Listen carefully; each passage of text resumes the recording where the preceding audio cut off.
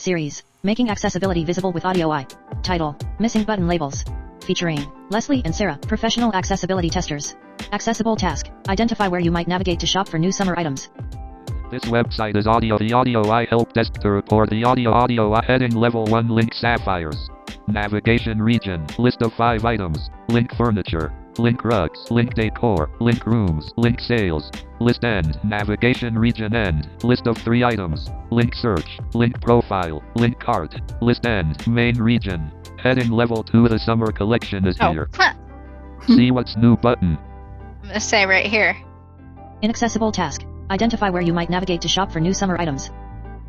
Navigation region, list of 5 items, link furniture, link rugs, link decor, link rooms, link sales, list end. The summer collection is here, heading level 5. Okay. Unlabeled 1 button. Heading level 3, make your space your own. Unlabeled 1 button. Heading level 5, the summer collection is here. I'm gonna say this button right here. Unlabeled 1 button. It's right there. Under the heading. I don't actually know if that's what I would click on.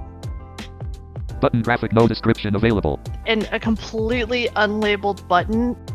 I have no idea where this is going to take me. Heading No. button graphic, no description of it. It's not only a button, it is also a graphic, and there is absolutely nothing, no information here, which is like, this could be a black hole.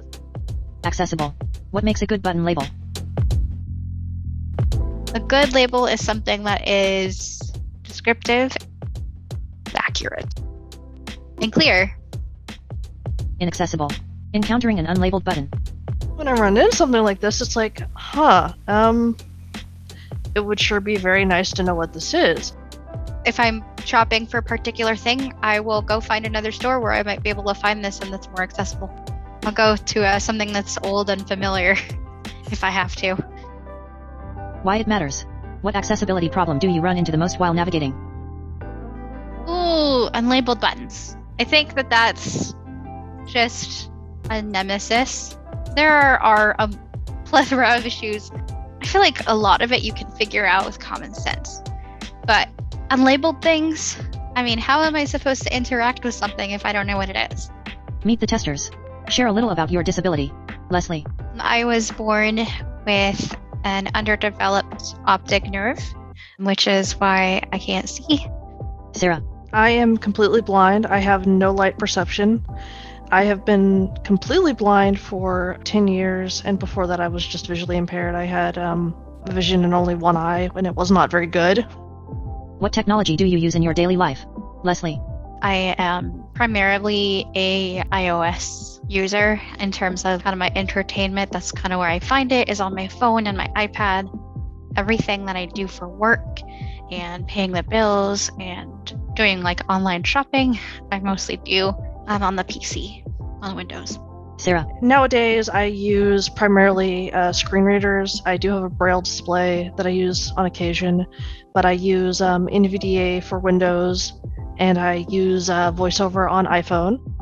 What's often misunderstood by people who don't use assistive technology? Leslie. The concept of representing things with visual cues and icons. Sometimes I'll see things where it'll say the icon is left arrow or right arrow. And I know what that means because I've used the internet for a long time. But some people don't really understand the left arrow or right arrow may mean back or next. Sarah. A lot of people just don't understand how blind people can be on the internet at all. But the biggest one with screen readers is people tend to think that we tab through everything, and we don't.